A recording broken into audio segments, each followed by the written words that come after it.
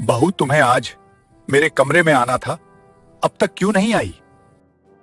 आज मेरी तबीयत ठीक नहीं थी। मुझे पता है तुम क्यों मना कर रही हो। शायद तुम्हारी सास की वजह से, या शायद इस डर से कि कहीं कोई देख ना ले।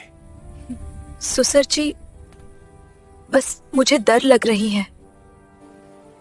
शोहर घर पर नहीं है और इतनी रात गए। अगर मैं आपके कमरे में। तुम्हारा शोहर अभी नादान है, उसे इन बातों का बिल्कुल भी पता नहीं। मैं समझा रहा हूं, ध्यान से सुन। ये सब तुम्हारे लिए नई बातें हैं, समझ गई? अभी मैं ये सोच ही रही थी कि ससुर जी ने अपनी कमीज उतार दी और बुनियान में बस्तर पर बैठ गए। उन्होंने वो तेल अपने हाथों पर लिया और उसे जोर जोर से मिलना शुरू किया। उस वक्त कमरे की हवा में तेल की तेज खुशबू फैल गई। सासुर जी, बस कीजिए, मुझ में अब और हिम्मत नहीं रही। बस करो सुसर जी, अब और बर्दाश्त नहीं होता। तुम बहुत जालिम हो। मेरा कलेजा मुंह को आ गया। सुसर जी, आप रुकते क्यों नहीं? उनके हाथों की ताकत से लगता था जैसे हड्डियां दब रही हूं। ससुर जी के चेहरे पर पसीना आ गया था। हाय दोस्तों, मेरा नाम सारा है। मेरा पछला हिस्सा आपने देख लिया, अब आगे का हिस्सा भी पूरा देख लीजिए। पछला आखिरी मंजर। ससुर बहू के पास खड़ा था और सारा हैरान और परेशान थी, ससुर बहू की आंखों में झांकते हुए। बहू, मुझे पता है तुम क्यों मना कर रही हो। शायद तुम्हारी सासू मां की वजह से, या शायद उस डर से कि कहीं कोई देख न ले। राहदारी में लगी बल्ब की रोशनी उनके चेहरे पर अजीब सा साया डाल रही थी। मेरे हलक में जैसे अल्फाज फंस गए हूं। मेरा दिल इतनी जोर से धड़क रहा था कि मुझे लगा उसकी आवाज ससुर जी भी सुन रहे होंगे। मैंने दोपटा अपनी अंगुलियों में जकड़ लिया और नजरें झुकाकर कानपती आवाज में कहा, ससुर जी, बस मुझे डर लग रहा है। शौहर घर पर नहीं है और इतनी रात गए। अगर मैं आपके कमरे में। मेरे हाथों से दुपट्टा फसलता जा रहा था। डर और मजे में बस एक लकीर का फर्क होता है। बहू, जो उस लकीर को पार कर लेता है वही असल जिंदगी जीता है। मैं पिछले कई दिनों से देख रहा हूं, तुम्हारी आंखों में एक सवाल है, एक प्यास है। तुम जानना चाहती हो ना कि इस बंद कमरे में आखिर ऐसा क्या होता है जो तुम्हारी सासों मां की चीखें निकल जाती हैं। तुम जानना चाहती हो ना कि इस उम्र में भी मुझ में इतनी ताकत कहां से आती है। उनके लहजे में एक प्रासरार कुव्वत थी जो मेरे इरादों को आहिस्ता आहिस्ता तहलील कर रही थी। मैं सुन गई। उन्होंने मेरे दिल की बात जबान पर ला दी थी। एक पल के लिए मुझे लगा कि मुझे फौरन दरवाजा बंद कर लेना चाहिए, लेकिन औरत की फितरत में तजस्सुस बहुत बड़ी चीज होता है। वो राज जानने की ख्वाहिश मेरे डर पर हावी हो गई। मेरे अंदर की औरत का तजस्सुस मेरे दिमाग की आवाज से ज्यादा ताकतवर साबित हुआ। ससुर जी ने मेरी खामोशी को मेरी रिजामंदी समझा। उन्होंने मुस्कुराकर कहा, चलो मेरे साथ, आज मैं तुम्हें वो सब दिखाऊंगा जो तुम छप कर देखना चाहती थी। आज इस राज से पर्दा उठ जाने दो। उनकी मुस्कुराहट में एक तरह की चिलिंग भी थी। ये कहकर वो मेरी तरफ मोड़े और राहदारी में अपने कमरे की तरफ बढ़ने लगे। मेरे कदम मंजमद हो रहे थे, लेकिन मैं किसी मकनातिस की तरह उनके पीछे खींची जा रही थी।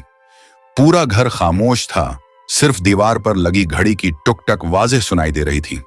हर कदम पर मुझे लग रहा था कि मैं कोई बहुत बड़ा गुनाह करने जा रही हूं, लेकिन साथ ही एक अजीब सा जोश भी था कि आज मुझे इस ताकत का राज पता चल जाएगा।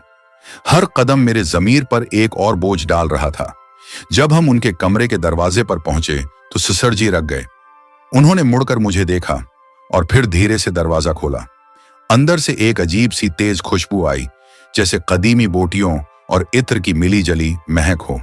कमरे में रोशनी बहुत कम थी, सिर्फ एक छोटी सी नाइट बल्ब जल रही थी, जिसकी सरखी माइल रोशनी ने माहौल को और भी प्रासरार और नशा आवर बना दिया था।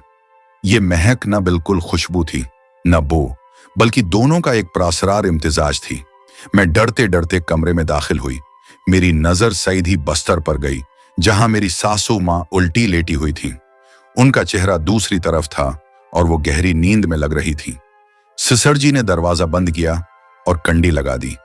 कुंडी लगने की आवाज सुनकर मेरा दिल उछलकर हल्क में आ गया। अब वापसी का कोई रास्ता नहीं था। दरवाजे की लकड़ी ने उस दुनिया का रास्ता बंद कर दिया था जहां से अब मेरा वापस आना मुमकिन नहीं था। सिसर जी मेरे करीब आए, इतने करीब कि मैं उनकी सांसों की गर्मी महसूस कर सकती थी। उन्होंने नरमी से कहा, यहां बैठो बहो कुर्सी पर और बिल्कुल खामोश रहना। अगर तुम्हारी सासू मां जाग गई तो सारा खेल खराब हो जाएगा। उनकी आवाज में एक ऐसा हुक्म था जिसे टाला नहीं जा सकता था। मैं खामोशी से कुर्सी पर बैठ गई। सिसर जी अलमारी की तरफ गए और वहां से एक शीशे की बोतल निकाली जिसमें गहरे लाल रंग का कोई तेल या लौट था। वो बोतल लेकर बुस्तर के पास आए और मेरी तरफ देखकर मुस्कुराए। उनकी मुस्कुराहट में एक अजीब सा एतमाद था। लाल तेल बोतल में ऐसे दिखाई दे रहा था जैसे कोई कीमती अक्सीर हो।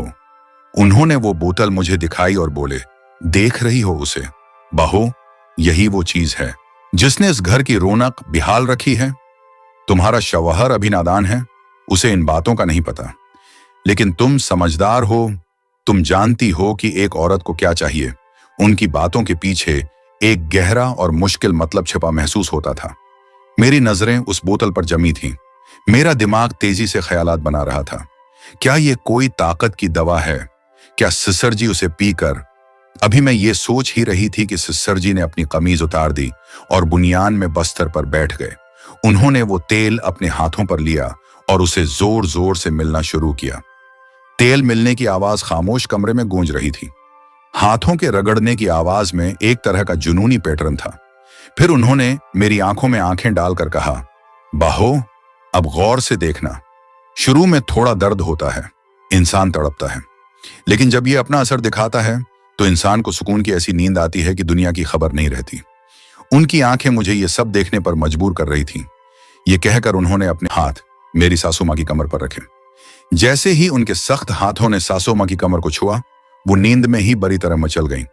उनके मुंह से एक जोरदार सिसकी निकली, आह, वो अफसस नहीं, छोड़ दो। मेरा कलीजा मुना को आ गया। सिसर जी रोके नहीं, बल्कि उन्होंने और ज्यादा ताकत से सासू मां की कमर और टांगों को दबाना शुरू कर दिया। वो तकिए में मुंह देकर चीख रही थी, बस करो जी, मैं हिम्मत नहीं है। हाय, मैं मर गई, तुम बहुत जालिम हो। उनकी चीखों में सिर्फ दर्द ही नहीं बल्कि एक अजीब सी अल्तजा भी सुनाई दे रही थी। सिसर जी के चेहरे पर पसीना आ गया था। वो पूरी जान लगाकर अपना काम कर रहे थे और साथ साथ कहते जा रहे थे, बस थोड़ी देर और, अभी सारा दर्द निकाल दूंगा। तुम खुद कहोगी कि मजा आ गया। चुपचाप लेटी रहो। उनकी आवाज में एक ऐसी थकावट थी जो सिर्फ मेहनत से नहीं बल्कि किसी और चीज से आई हुई लगती थी। मैं अपनी कुर्सी पर बैठी ये सब देख रही थी और शर्म से पानी पानी हो रही थी। मेरे कान गर्म हो चुके थे। मुझे लग रहा था कि मैं कोई बहुत ही गलत मंजर देख रही हूं, लेकिन मेरी आंखें हट नहीं रही थी। सासू मां की चीखें और ससुर जी की भारी आवाजें बिल्कुल वैसी थीं जैसी मैं रोज दरवाजे के बाहर सुनती थी।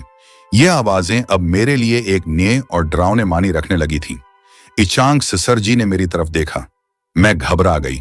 उन्होंने इशारा किया कि इधर आओ। मैंने नफी में सर हिलाया, लेकिन उन्होंने आंखें दिखाएं और दोबारा इशारा किया। मैं कांपती टांगों के साथ उठकर बस्तर के पास गई। मेरे लिए चलना ऐसे था जैसे मैं पानी में चल रही हूं। ससुर जी ने वो तेल वाली बोतल मेरी तरफ बढ़ाई और हंसते हुए बोले, पकड़ो उसे, हाथ लगाओ और देखो ये कितना गर्म है। बोतल का शीशा मेरे हाथ में गर्माइश फैलाता हुआ महसूस हो रहा था। मैंने झिझकते हुए बोतल को छुआ। वो वाकई ही गर्म थी। ससुर जी ने मुस्कुराते हुए कहा, बहो, तुम क्या सोच रही थी कि मैं उस उम्र में कोई गलत काम कर रहा हूं? उनके लहजे में अब वो राजाराना अंदाज नहीं था बल्कि एक संजीदगी थी। उन्होंने सासू मां के ऊपर कंबल दरस्त किया जो अब थक कर प्रसकून हो चुकी थी। फिर वो मेरी तरफ मुड़े। उनके चेहरे पर अब वो प्रासरार तासर नहीं बल्कि एक सादा सी थकावट थी। बहू, तुम्हारी सासू मां को साइटिका और मेहरों का पुराना दर्द है। डॉक्टरों ने जवाब दे दिया था। एक हकीम ने यह खास आतिशी तेल तैयार करके दिया है। उसकी मालिश इतनी सख्त होती है कि हड्डियों से चीखें निकल जाती हैं। आम आदमी यह मालिश कर ही नहीं सकता। उसके लिए कलाइयों में बेपनाह ताकत चाहिए। मैं रोज रात को अपनी थकावट भूलकर अपनी बूढ़ी बीवी की खिदमत करता हूं। उसे इतनी जोर से दबाता हूं कि उसका दर्द खत्म हो जाए। ये बेचारी दर्द की शिद्दत से मना करती है, रोती है, लेकिन मुझे पता है कि अगर मैं रख गया तो ये सुबह अपने पैरों पर खड़ी हो जाएगी ही नहीं हो सकेगी। उनकी बातों से कमरे का प्रासरार माहौल एकदम साफ हो गया। ये सुनते ही मेरे पैरों तले से जमीन निकल गई। मेरा मना खुला का खुला रह गया। मेरे जहन का सारा गंद, सारी बुरी सोचें एक लम्हे में ढल गईं। जिसे मैं हौस और मस्ती समझ रही थी, वो तो खदमत और मोहब्बत की एली तरीन मिसाल है।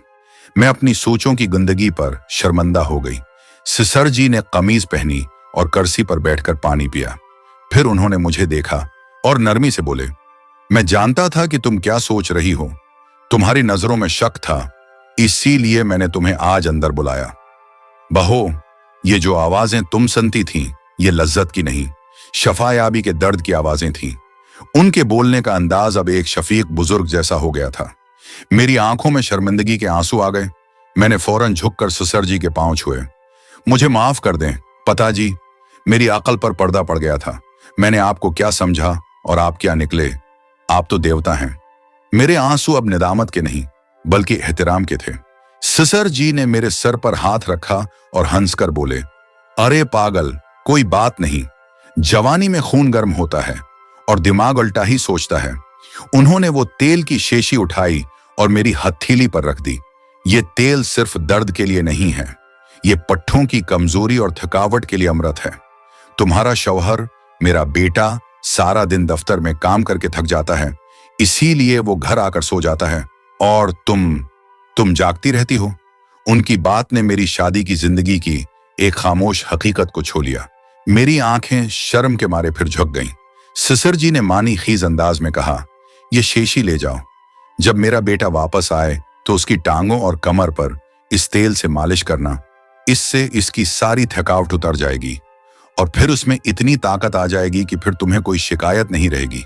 फिर शायद तुम्हारे कमरे से भी आवाजें आएंगी और मैं कान बंद करके गुजर जाऊंगा। अब उनकी मुस्कुराहट में एक शरारत थी। सिसर जी की ये बात सुनकर मैं हंस पड़ी और शर्मा कर दुपट्टा मुंह में दबा लिया। मेरे चेहरे पर पहली बार उस रात हकीकी मुस्कुराहट आई। ये वो मुस्कुराहट थी जो शर्मंदापन से आजाद होकर दिल की गहराइयों से निकली थी, जैसे अंधेरे के बाद पहली किरण। उस रात में वो शीशी लेकर अपने कमरे में आई। मेरा दिल बहुत हल्का था। मैंने सिसर जी के रूप में एक बाप और एक सच्चे आशिक को देखा था, जो अपनी बीवी के दर्द को खत्म करने के लिए खुद को थुका देता था। 3 दिन बाद जब मेरे पति वापस आए तो वो बहुत थके हुए थे। उन्होंने आते ही कहा, बहुत थक गया हूं, सोना चाहता हूं। मैंने मुस्कुराकर अलमारी से वो तेल निकाला और कहा, आज सोना नहीं है, आज आपकी थकावट का इलाज मेरे पास है। मेरी आवाज में एक नया एतमाद और नरमी थी। मैंने उस तेल से उनकी मालिश की और दोस्तों, सिसर जी सच कहते थे, वो तेल जादुई था। इस रात के बाद मेरे शौहर की सारी सुस्ती, सारी कमजोरी गायब हो गई। हमारी जिंदगी में वो खुशियां लौट आईं जिनके लिए मैं तरसती थी। अब हम दोनों बहुत खुश हैं। हमारा कमरा अब खुशियों की आवाजों से गूंजने लगा। तो देखा आपने, कभी कभी हम कानों सुनी और आंखों देखी बात का मतलब गलत निकाल लेते हैं। बंद कमरे के पीछे हमेशा गुनाह नहीं होता। कभी कभी वहां मोहब्बत और इबादत भी हो रही होती है। सच्चाई अक्सर वो होती है जो हमारे वहम व गुमान से बिल्कुल अलग होती है। दोस्तों, कैसे लगी आपको मेरी ये कहानी? पसंद आई या नहीं? सच्ची बताना और कमेंट में अपनी राय जरूर लिखें। और अगर आप ऐसी ही और सनसनीखेज कहानियां देखना चाहते हैं तो चैनल को सब्सक्राइब और वीडियो को लाइक कर लें। Thanks for watching. Allah Hafiz.